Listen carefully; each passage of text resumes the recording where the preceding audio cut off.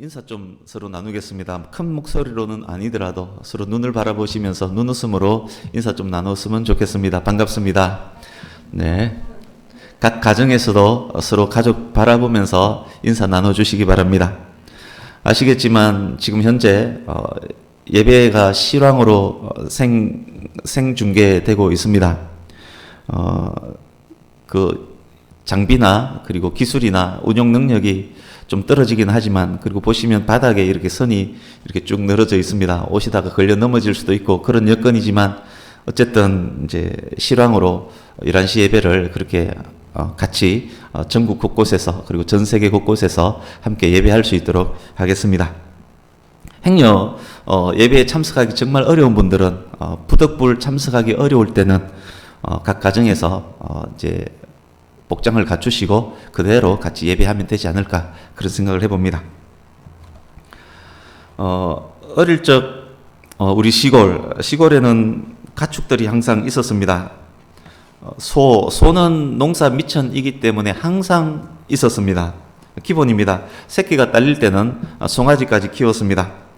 닭도 여러 마리, 그리고 어쩌다가 염소 2-3마리 키울 때도 있었고, 아주 어쩌다가 돼지 1-2마리 키울 때, 토끼 여러 마리 키울 때, 그리고 어쩌다가 오리, 어쩌다가 고양이 1마리 그렇게 키운 적이 있습니다.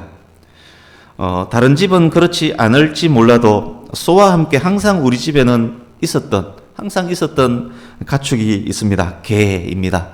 개 2마리는 기본이고 3마리까지 키울 때가 있었고, 또 새끼를 낳으면 강아지까지 7, 8마리 동시에 키웠습니다. 우리 집에는 가축이 참 잘 자랐습니다. 특히 개가 잘 자랐습니다.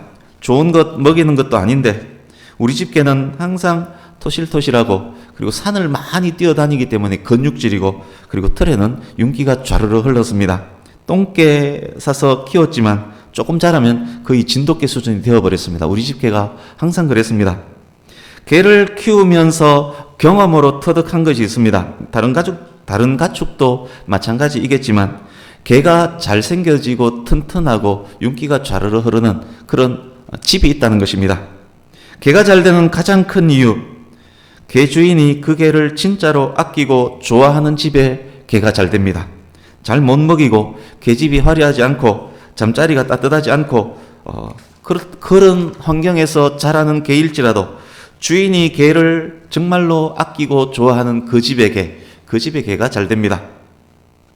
우리 집에서 멋지게 잘 자라는 그런 개들을 부러워하면서 좋은 품종의 강아지를 비싼 돈 주고 사서 키웠던 옆집이 있습니다. 그러나 어떤 좋은 개를 데리고 와서 키우더라도 그 집에는 개를 보면 항상 불안해 보입니다. 항상 꼬리 내리고 눈치 보면서 비실비실 그렇게 컸습니다. 왜냐? 그 주인이 개를 사실 별로 좋아하지 않습니다. 여차하면 빗자루로 두들겨 팼습니다. 주인이 개를 아끼지 않을 때 그 개는 잘 자랄 수가 없습니다. 개가 주인 닮는다는 말 있습니다. 제 경험으로 그것은 진리에 가까운 말입니다. 주인이 부지런하면 개도 부지런하고, 산을 좋아하면 개도 산 좋아하고, 바다를 좋아하면 개도 바다를 좋아합니다. 주인이 잠자는 것 좋아하면 개도 잘 잡니다. 주인이 뚱뚱하면 개도 뚱뚱해집니다. 주인이 성격이 이상하면 이상하게 그 집의 개는 성격이 이상합니다. 그렇습니다. 개는 키우면 키울수록 그 주인을 빼닮습니다. 개의 성격, 심지어 얼굴까지 닮아갑니다. 그러니까 우리 시골 개가 잘생기고 성격 좋았던 이유 바로 알 것 같지 않습니까? 주인이 그랬기 때문에 우리 집 개는 항상 그랬습니다. 정말입니다. 그렇기 때문에 개를 보면 그 개의 주인을 알 수 있습니다. 처음부터 나쁜 개, 게으른 개, 이상한 개 그런 거 없습니다. 개의 주인이 나쁘고 게으르고 성질이 이상할 뿐입니다. 우리 교회 성도님 중에도 반려동물 키우는 분이 있습니다. 오늘 집에 가시거든 토토, 그리고 광복이, 여름이, 페페를 유심히 한번 보십시오. 잘생기고 멋지고 성격 좋고 털에서 윤기가 좌르르 흐른다면 내가 그렇구나, 그렇게 생각하면 됩니다. 이놈의 개가 좀 이상하다 그러면 먼저 거울을 딱 보시고 내가 이상하지 않은지, 그렇게 머리를 치는 분이 있습니다. 내가 이상하지 않는지를 생각해 보면 거의 정답일 것입니다. 짐승인 개와 사람의 관계가 그러한데, 사람과 사람의 관계는 어떻겠습니까?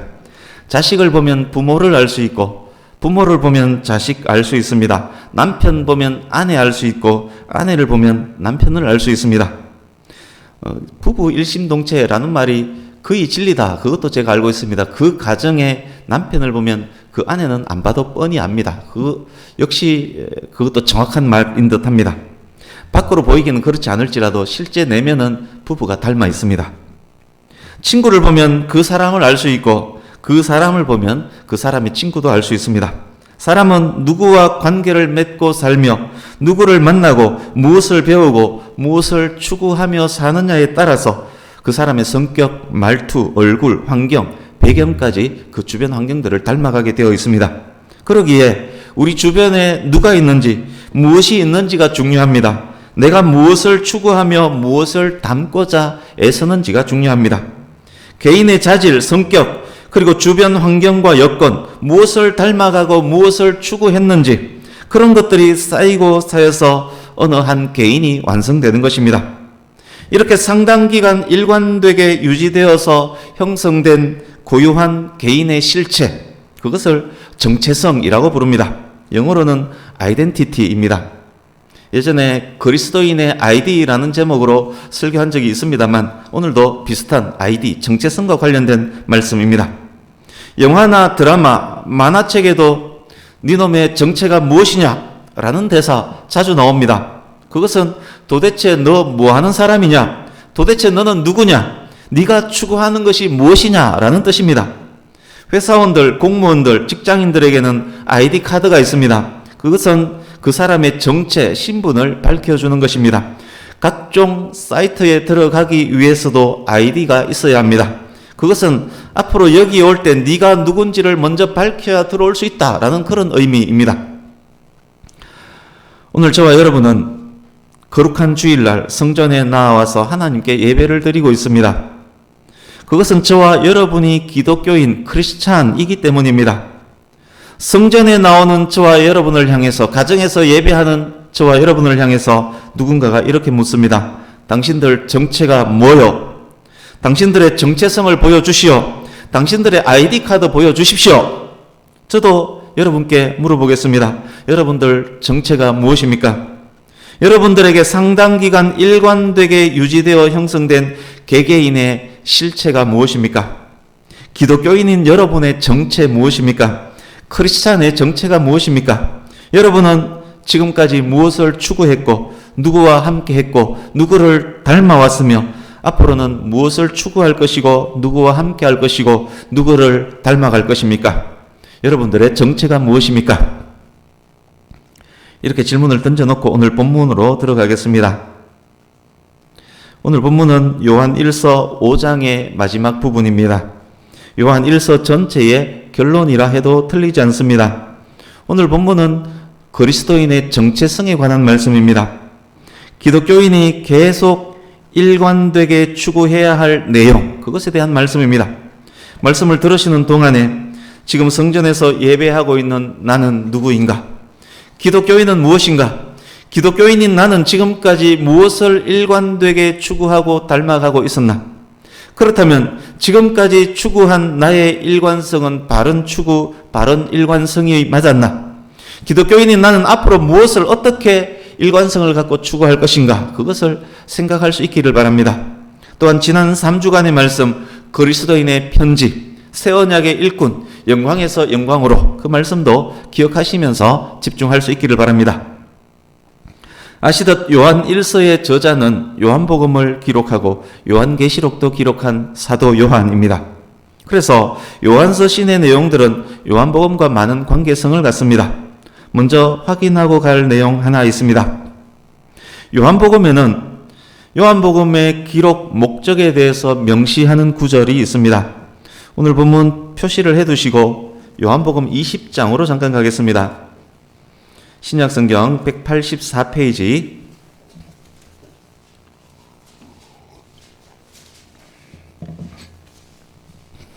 요한복음 20장 31절 같이 읽습니다. 요한복음 20장 31절 같이 읽습니다. 시작. 오직 이것을 기록함은 너희로 예수께서 하나님의 아들 그리스도이심을 믿게 하려 함이요 또 너희로 믿고 그 이름을 힘입어 생명을 얻게 하려 함이니라. 아멘.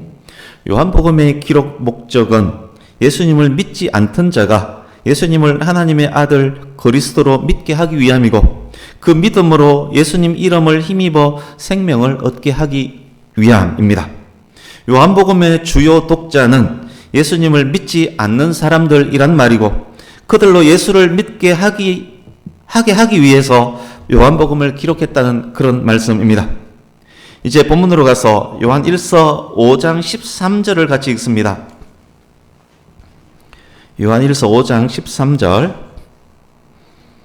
같이 읽습니다. 시작. 내가 하나님의 아들의 이름을 믿는 너희에게 이것을 쓰는 것은 너희로 하여금 너희에게 영생이 있음을 알게 하려 함이라. 아멘. 이것은 요한 1서의 기록 목적입니다. 같은 요한 사도가 기록했지만 목적이 다릅니다. 요한 1서는 하나님의 아들의 이름을 믿는 너희들에게 쓴 편지입니다. 요한복음은 하나님의 아들의 이름을 믿게 하게 하기 위함, 즉 불신자들을 위함이었지만 요한 1서는 하나님의 아들의 이름을 믿는 기독교인을 위한 말씀입니다. 기독교인들에게 무엇을 알려주기 위해 기록했습니까? 기독교인들 너희에게는 영생이 있다. 그것을 알려주기 위해서 기록했습니다. 지금 이 자리에 함께 예배하는 저와 여러분, 각 가정에서 각지에서 온라인으로 예배하는 여러분 모두는 기독교인입니다. 누가 저와 여러분에게 너 누구냐라고 물었을 때 저와 여러분이 나 크리스찬이야 그렇게 대답할 수 있다면 저와 여러분의 정체가 기독교인이 맞다면 저와 여러분에게는 영생이 있습니다. 이제는 기독교인의 정체성이 무엇인지를 확인하겠습니다. 본문 18절에서 20절을 쭉 눈으로 한번 보십시오. 기독교인의 정체성에 대해서 알려주고 있습니다. 지금까지 살아온 그 모든 과정이 집약되어서 예수님을 믿은 이후 모든 과정이 집약되어서 나에게 만들어진 아이디가 어떤 것인지 어떻게 추구해야 되는지를 알려주는 말씀입니다. 18절 앞부분 보십시오. 하나님께로부터 난 자라는 말이 있습니다. 하나님께로부터 난 자, 그가 곧 기독교인입니다. 하나님께로부터 난 자에게는 어떤 정체성이 있어야 하는지를 요약한 것이 18절에서 20절입니다. 기독교인을 하나님께로부터 난 자라고 지금 정의를 했습니다. 5장 1절 앞부분을 한번 보십시오. 5장 1절. 예수 그리스도께서 그리스도이심을 믿는 자가 하나님께로부터 난 자니 하나님께로부터 난 자에 대한 보충 설명이 되었습니다. 하나님께로부터 난 자는 예수님이 그리스도이심을 믿는 자, 즉 기독교인입니다. 이제 기독교인을 이렇게 정의할 수 있습니다. 기독교인은 하나님께로부터 난 자, 하나님께로부터 난 자는 곧 예수님이 그리스도이심을 믿는 자입니다. 이 정의에 의할 때 저와 여러분은 기독교인이 틀림없습니다. 저와 여러분은 예수님이 그리스도이심을 마음으로 믿은 자들입니다. 저와 여러분은 하나님께로부터 난 자들이고 그러기에 저와 여러분에게는 영생이 있습니다. 할렐루야 아닙니까? 그렇지만 우리는 거기서 멈춰서는 안 됩니다. 추가로 확인하고 점검해야 할 것이 있습니다. 우리가 기독교인이라면 우리는 기독교인의 정체가 무엇인지, 정체성이 무엇인지 알아야 하고 알게 된 정체성을 찾아야 하고 갖춰야만 합니다. 이제 본문 자세히 보십시오. 18절에서 20절 속에는 공통되는 단어 하나가 있습니다. 18절 우리가 아노라, 19절 또 아는 것은, 20절 또 아는 것은.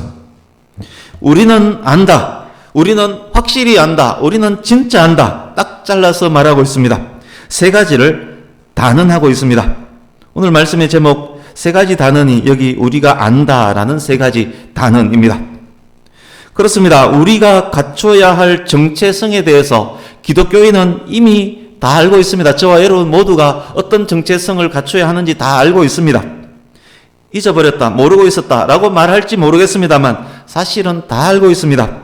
몰랐다라고 말하는 누군가가 혹 있다면 그가 참 기독교인이 아니거나 기독교인은 맞지만 모르는 척 살아왔던 사람일 것입니다. 이제 이 세 가지를 조금 더 자세히 알아보겠습니다. 우리가 단언하며 단언한 대로 살아야 할 기독교인의 첫 번째 정체성. 18절입니다. 18절 우리 한 번 더 읽습니다. 시작. 하나님께로부터 난 자는 다 범죄하지 아니하는 줄을 우리가 아노라. 하나님께로부터 나신 자가 그를 지키심에 악한 자가 그를 만지지도 못하느니라. 아멘. 기독교인은 모두 누구나 범죄하지 않는다라고 말씀합니다. 그것이 기독교인이 갖춰야 할 첫 번째 정체성입니다. 그런데 저와 여러분 어떻습니까? 수시로 자주 우리는 범죄하지 않습니까? 그렇다면 이 말씀에 의하면 우리는 기독교인이 아니라는 말입니까? 그렇지 않습니다. 여기 범죄하다의 시제는 현재형입니다. 습관적이며 계속된 행위를 나타내는 단어입니다. 그렇습니다. 육신의 나약함으로 기독교인들도 죄를 지을 수 있지만 기독교인이라면 누구나 습관적이고 지속적인 범죄를 하지 않습니다. 그것이 어떻게 가능합니까? 사람은 악하기 때문에 죄를 지을 수밖에 없는데 기독교인은 습관적이고 지속적인 죄를 안 지을 수 있는데 그것이 가능한 이유, 하나님께로부터 나신 자 예수께서 그의 성도들을 보호하고 지키시기 때문입니다. 그리스도에 의해서 성도의 영이 보호받기 때문에 성도는 하나님의 계명을 지킬 힘을 얻는 것입니다. 그러기에 악한 마귀는 기독교인들을 만질 수조차 없습니다. 여기서 만지다의 의미는 해를 끼치기 위해서 자리 잡는 것을 의미합니다. 즉 효과적으로 마귀가 만지는 것, 그 만짐을 의미합니다. 그렇습니다. 그리스도인을 향해서 악한 마귀가 위협하고 소리 지르기도 합니다. 그러나 하나님의 허락 없이는 넘을 수 없는 그 담 밖에서 소리치는 위협일 뿐입니다. 욥기서를 생각하면 잘 이해가 되실 것입니다. 하나님의 허락 없이는 이 담을 뛰어넘어서 만질 수가 없습니다. 예수님의 양들은 예수님께서 보호하시기 때문에 악한 마귀가 효과적인 영향력을 행사할 수가 없습니다. 위협하고 할지라도 담 밖에서, 넘어올 수 없는 담 밖에서 소리치고 위협하는 것일 뿐입니다. 기독교인은 그래서 이런 사람들입니다. 죄에 민감하고 죄 짓지 않기 위해서 애쓰고 노력하며, 그래서 악한 마귀가 손도 대지 못하는 사람, 기독교인은 그리스도께서 직접 보호하시는 그런 사람입니다. 그러기에 기독교인은 더욱 죄에 대해서 민감해지고 더욱 죄를 극복할 수 있는 것입니다. 설사 순간적으로 범죄할 때가 있다 할지라도 지속된 죄를 짓지 않습니다. 그러기에 기독교인은 적극적으로 선을 행할 수 있는 것이고 또 이웃을 사랑할 수 있는 것이고 이웃을 내 몸과 같이 사랑할 수도 있는 것입니다. 우리가 단언하며 단언한 대로 살아야 할 기독교인의 정체성 두 번째, 이제 19절입니다.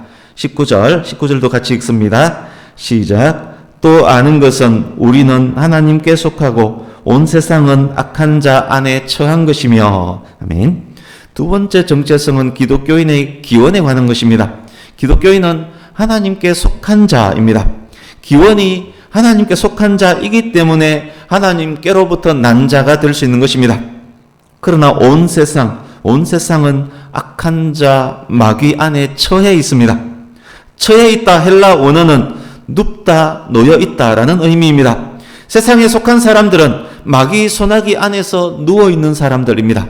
그래서 얼핏 보기에는 태평스럽게 편안하게 누워 있는 것처럼 보이지만 그들은 마귀의 소나기 안에서 누워 있습니다.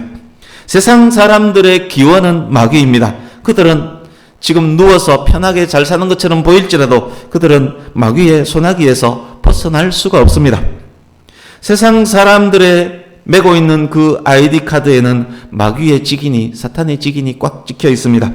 세상에 소속된 사람들은 마귀의 권세 아래 있기 때문에 죄에 대해서 민감하지 않습니다. 죄 짓는 것 두려워하지 않습니다. 오히려 죄 짓는데 탄력을 받는 사람들입니다. 그들은 참된 선을 행할 수 없습니다. 가만히 두면 계속 타락의 길로 깊이 들어갈 수밖에 없습니다. 그러나 하나님께 속한 하나님의 자녀들은 다릅니다.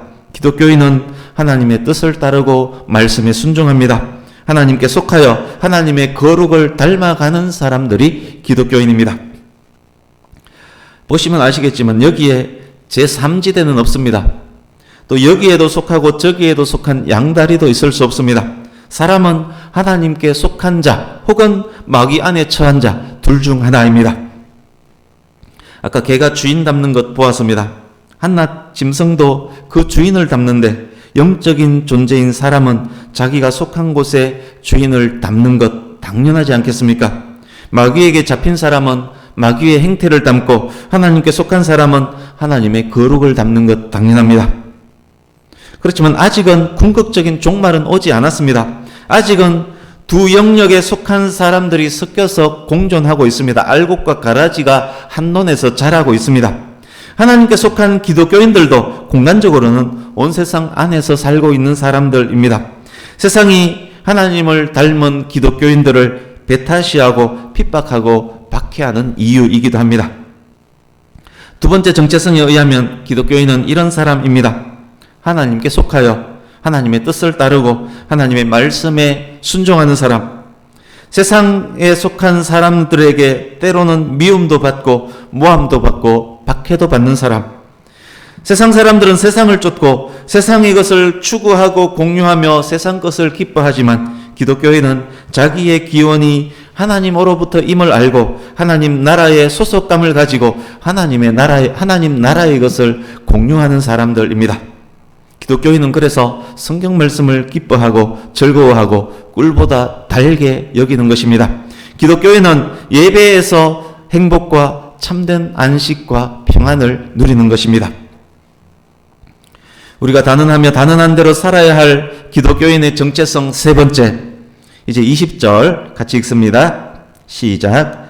또 아는 것은 하나님의 아들이 이르러 우리에게 지각을 주사 우리로 참된 자를 알게 하신 것과 또한 우리가 참된 자 곧 그의 아들 예수 그리스도 안에 있는 것이니 그는 참 하나님이시요 영생이시라. 아멘. 기독교인은 하나님의 아들 예수 그리스도와 관계를 맺는 자들입니다.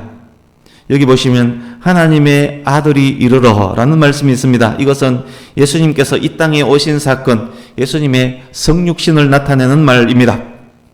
또한 이것은 그리스도인의 담대함에 대한 말씀입니다.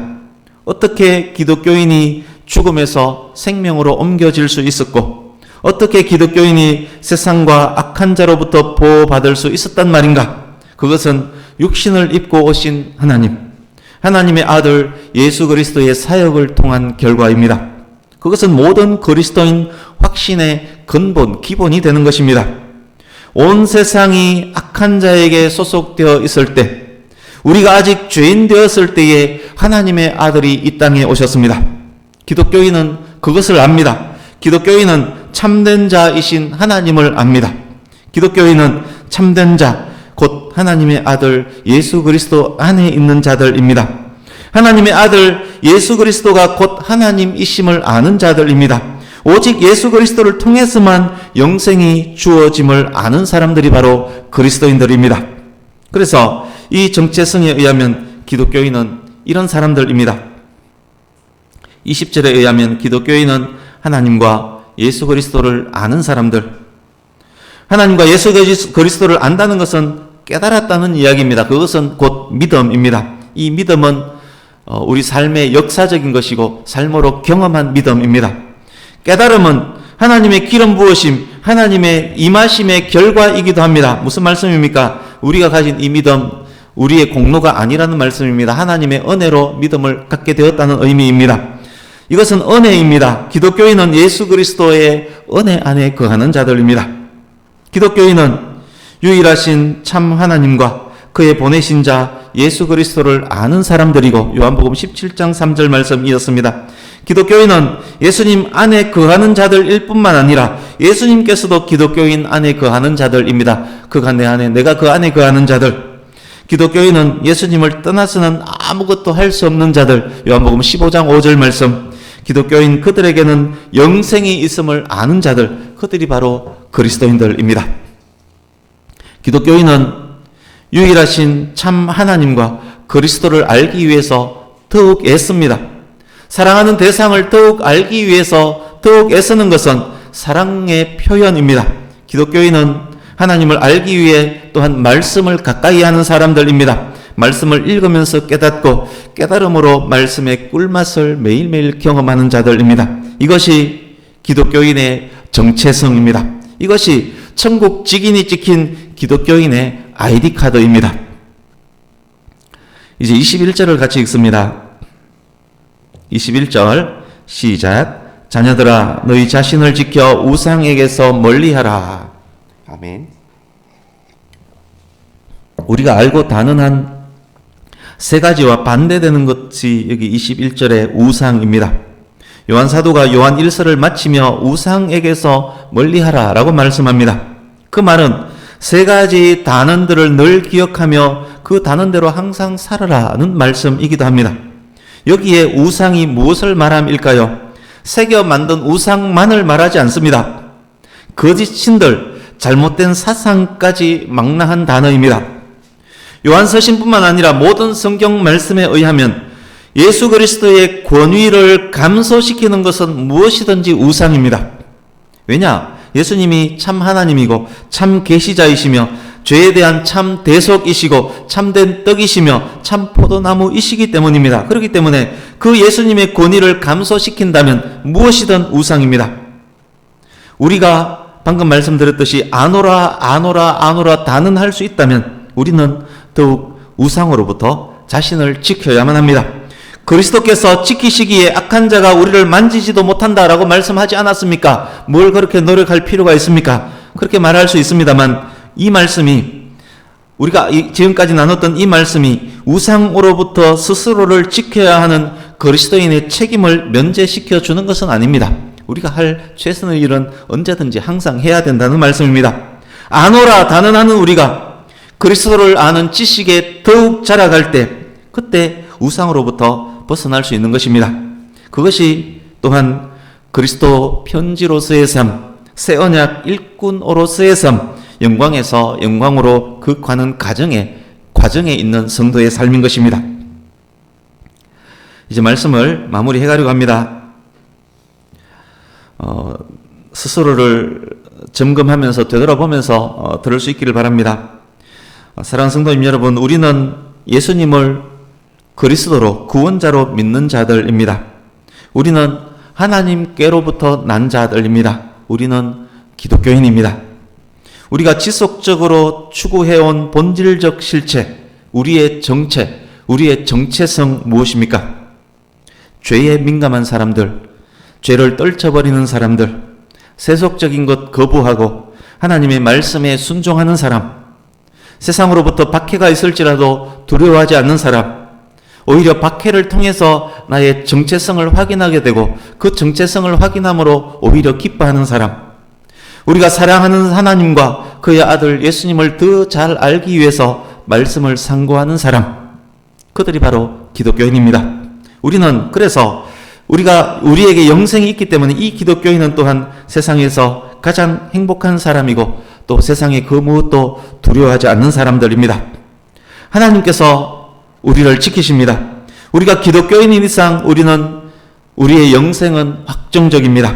악한 자가 손도 대지 못하도록 하나님께서 우리를 보호해 주십니다. 히브리서 13장 6절 말씀을 제가 읽어드리겠습니다.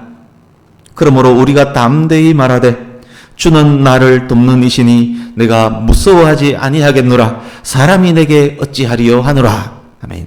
그러니 사랑하는 성도님 여러분, 두려워 마시고 담대하게 하나님께로부터 난 자의 정체성을 갖고 그 정체성을 지속적으로 유지할 수 있기를 바랍니다. 지금껏 그렇게 하지 못했다면 이제부터라도 노력할 수 있기를 바랍니다. 만약 나는 그거 싫다, 그거 번거롭다, 정체성 찾는 것 중요한 것처럼 보이지 않는다, 말씀을 읽고 그 말씀에 순종하는 것 자체가 지겹다, 기독교인의 정체성 그것 자체가 혹 싫게 느껴진다면, 예배는 하고 있지만 드리는 이 말씀이 나의 것이 아닌 것처럼 느껴진다면 그때는 내가 하나님께로부터 난 자가 맞는지를 의심해 봐야 할 것입니다.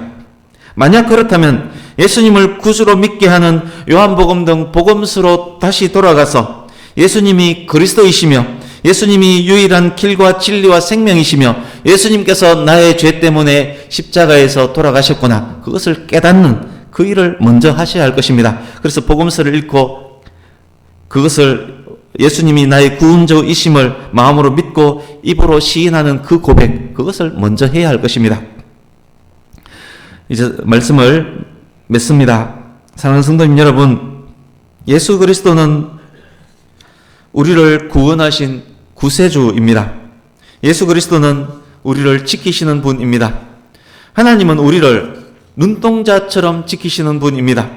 그 누구도 그 무엇도 그리스도 안에 있는 하나님의 사랑에서 우리를 끊을 수가 없습니다. 우리를 건드린다는 것은 하나님의 눈동자를 건드리는 것과 똑같습니다. 스가랴 2장 8절 말씀입니다. 감히 누가 하나님의 눈동자인 성도를 건드린단 말입니까? 하나님이 우리를 도우시는데 사람이 감히 성도를 어떻게 할 수 있단 말입니까? 코로나나 기타 여러 상황이 어떻게 성도에게 해코지할 수 있단 말입니까? 예수님은 우리를 절대 버리시지 않습니다. 예수 그리스도 안에 있는 기독교인은 영원히 안전합니다. 우리 말씀 한 곳 읽으려고 합니다. 주보 오른쪽 하단에 있는 말씀, 요한복음 10장 27절에서 29절, 지금까지 나눴던 말씀을 잘 이 말씀 안에 요약해 보시기 바랍니다. 같이 읽습니다. 시작. 내 양은 내 음성을 들으며 나는 그들을 알며 그들은 나를 따르느니라. 내가 그들에게 영생을 주노니 영원히 멸망하지 아니할 것이요 또 그들을 내 손에서 빼앗을 자가 없느니라. 그들을 주신 내 아버지는 만물보다 크심에 아무도 아버지 손에서 빼앗을 수 없느니라. 아멘. 얼마나 감사한 말씀입니까? 사랑하는 성도님 여러분, 구원의 확신을 가지시기 바랍니다. 우리의 영생은 절대적으로 확정적입니다. 예수 그리스도의 십자가로 이루어 주신 놀라운 사랑, 놀라운 은혜입니다. 놀라운 그 은혜, 놀라운 그 사랑 안에 거하면서 흔들리지 말고 강하고 담대하시기 바랍니다. 하나님께로부터 난 자의 정체성을 유지하면서 마귀가 버티고 있는 이 세상에서 승리하는 저와 여러분 되시기를 예수님 이름으로 축복합니다. 아멘. 기도하겠습니다.